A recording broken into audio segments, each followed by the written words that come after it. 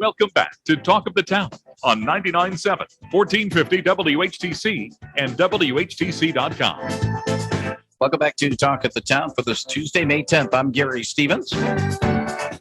Tuesday morning, second Tuesday morning of the month, we spotlight the Holland Museum. And today we are very pleased to have Michelle Stempien, who is the Education and Community Programs Manager, as well as Katie Baker, the Development and Communications Associate Director, joining us on WHTC's Talk of the Town program. Michelle and Katie, good morning. Glad both of you are with us this morning. Morning. Morning. Glad you are there. And if you have a question about what's going on at the museum, they'll be happy to answer it at 616-395-1450. And for the first time since we had to sort of change things around over the last 26 months or so, we're going to give you an opportunity to win passes to the Holland Museum. So get your thinking caps out. We'll ask a question, and it involves Dizwan, the big windmill, but we'll do that in a little bit. As always, we begin by telling people about the hours for the museum. 10 a.m. until 5 p.m. on Mondays, Fridays, and Saturdays. You are being asked to mask up when you do come to the museum. And since today is the second Tuesday of the month, it comes after the second Monday, unfortunately. So your opportunity to come to the museum for free has gone by the books. But June 13th will be the next free session for the Holland Museum. All right, a popular item, a popular attraction at the museum is Spark Lab. And what do we have going on there, and what may be a new activity for the youngsters and the young at heart over at the Spark Lab? Yes, we just switched things over for the summer. So we have some new activities. We also have a new display in the Spark Lab of artifacts from the Holland Museum, which actually have to do with like agriculture and farming. But our activities in Spark Lab right now are invent a solution to plastic pollution. That rhymes, very fun. With our Help Clean Up the Ocean activity.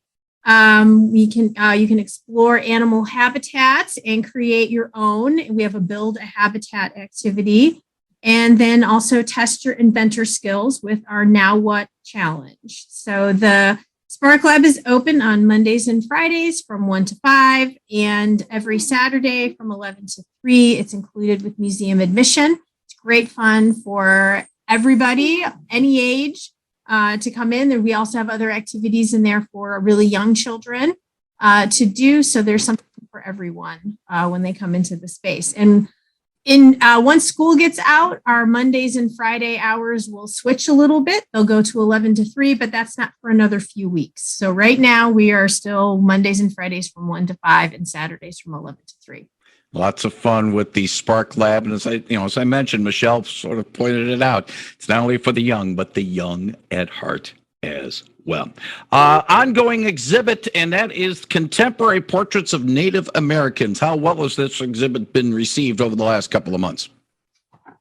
It's a fantastic exhibit. I think we've heard a lot of great comments from people in the community, people that might know somebody in the exhibit. That's been really fun to watch on social media. If when I post information on social media, some people will jump in and say, I know this person that's in the exhibit, because there are some local people that are highlighted in this exhibit. The exhibit is Contemporary Portraits of Native Americans by James Cook. It's on exhibit until the end of June. So you have a little bit of time to get in. We'll be doing a last call when we come on the show next month, but this is a collection of 25 color photographs that were taken of highlighting the lives of Native Americans through the photographer's lens of James Cook. And he is a award-winning photographer that we're lucky enough to have here in Saugatuck, nearby Holland.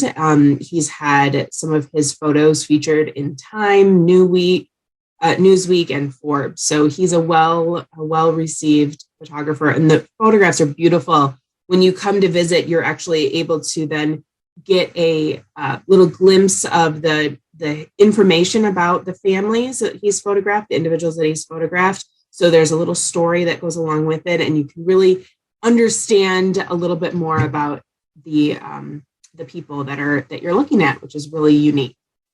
Well, the upcoming events at the museum this month sort of ties in with the ongoing exhibit about the contemporary portraits of Native Americans. Talk a little bit about Dancing for Our Tribe that's coming up on June the 9th. Yes, we are really excited to host another contemporary photographer. Her name is Sharon Hook-Stratton. She is a member of the Citizen Potawatomi Nation. She also hails from Holland. Her father grew up in Holland.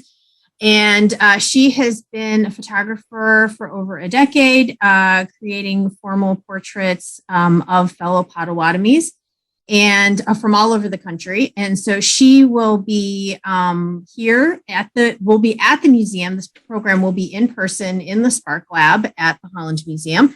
And she will discuss her career and this project that she's been working on. She's actually going to be having a book coming out soon. So she'll be talking about this project that spans all 9 Potawatomi nations.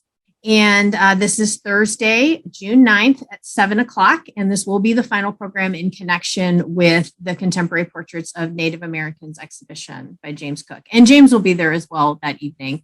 But it's going to be great to get another perspective on photography of Native Americans from within the Native American community.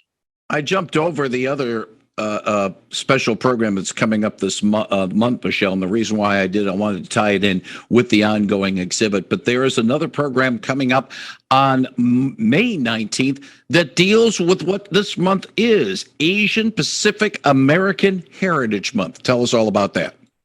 Yeah, so in recognition of May being the Asian American Pacific Islander Heritage Month, excuse me, Jennifer Pasqua will lead a panel discussion.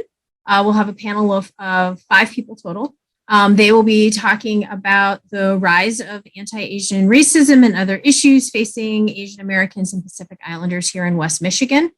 They will also talk about their own personal journeys and to West Michigan, growing up here, and also how they are contributing to the West Michigan community, how they are having their stories and their heritage be more recognized here in West Michigan. So they will be taking us through those stories, and we are really excited to host them. This will be Thursday, May 19th at 7:00. It is a free program. It will be in the Spark Lab at the Holland Museum. You can pre-register for the program on our website, but also walk-ins are welcome. So we encourage you to come that evening. This will be a really timely and important conversation to have at the museum. We are holding our discussion today on May the 10th, day 4 of the 93rd Tulip Time Festival. Is there anything special that the museum is handling this week tied in to the festival and its heritage? Well, the museum is open. Will be open again. When are we open again, Katie? Tomorrow. Thank you. Tomorrow is Wednesday. Yes, tomorrow is Wednesday. So the museum will be open from 10 to 5. Also, the Capon and Settlers houses will be open from 12 to 4 tomorrow, Wednesday. And then we will be open again on Friday. The museum again from 10 to 5. The Capon and Settlers houses will be open from 12 to 4. And then the same on Saturday. So we will be open 3 more days this week for our Tulip Time visitors to come to the museum, learn more about the history of Holland and what it was like to live here in Holland at the turn of the last century, if you visit the Capon and Settlers houses. And that is how we are supporting the community and the Tulip Time Festival. The reason why, Michelle and Katie, I wanted to bring up anything special for Tulip Time is because we do have people that are new to our area, maybe listening to us that are not from here, and they're saying, hey, Holland Museum, maybe we'll find out stuff about the Tulip Time's history. Is there something permanent at the museum about, hey, this is our past Tulip Time, or is that something that comes in a specific exhibit that comes at a certain time? I think that one of the advantages of coming to see the Holland Museum during Tulip Time is, one, we're located across from the Centennial Park. So you can check out the beautiful tulips right across the street and then take a break. I don't know. I don't live right in Holland. Is it kind of cloudy and rainy in Holland today, Gary? Yeah, it's a cloudy day today. Yeah. Yeah. So if that happens tomorrow, it's a great place to stop in. It is if maybe you're hot and you want to take a break.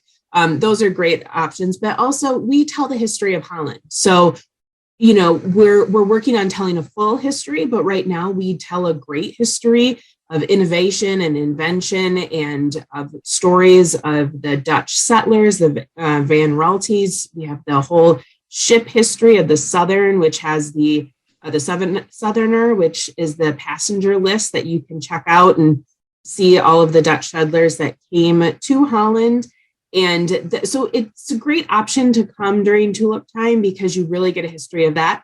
Also, if you're interested in art, we have the Dutch art galleries, which is a beautiful historic artistic space where you can learn about artwork from the Netherlands and surrounding regions, starting back to the 1600s. So it's a beautiful space that's really unique to Holland. I know a lot of people who say, I didn't know this was here, and it's on the second floor of the museum. So it just adds to the experience. We don't specifically have things about tulips, but we definitely have information on the Dutch heritage in Holland. Thanks for letting us know about that, Katie, because again, this is a week where people sometimes will discover Holland in more ways than one. Ladies, we do have a winner of our trivia question. How much did the city of Holland pay for purchasing the Deswan windmill? In American dollars, $2,800 is the correct answer. Barbara from Holland is the winner. I'll get the information to you of who the winner is and how to contact so that the museum can get a hold of Barbara and she can be able to get the passes to the museum. So congratulations to Barbara of Holland. It is an important day coming up for the museum on Friday, June the 3rd. It's the annual fundraiser. It's been postponed a couple of times. It's about time that Museum on Tap becomes not only on tap, but actually flowing and enjoying a good night. Yes, you might have heard us talk about this back in January, but we postponed it because the COVID cases were crazy spiking around that time, and we just didn't feel like it was a safe thing to do to have 150 people eating and drinking in a space together. So we are excited to have it now, though, because we'll be able to open the windows and the doors to the armory, so you'll be able to get some nice breeze in there. And from 7 to 9 p.m. on June 3rd, you'll be able to come and have some food. We've got some pretzels and popcorn for you. And we have tickets include 6 4-ounce pours of beer.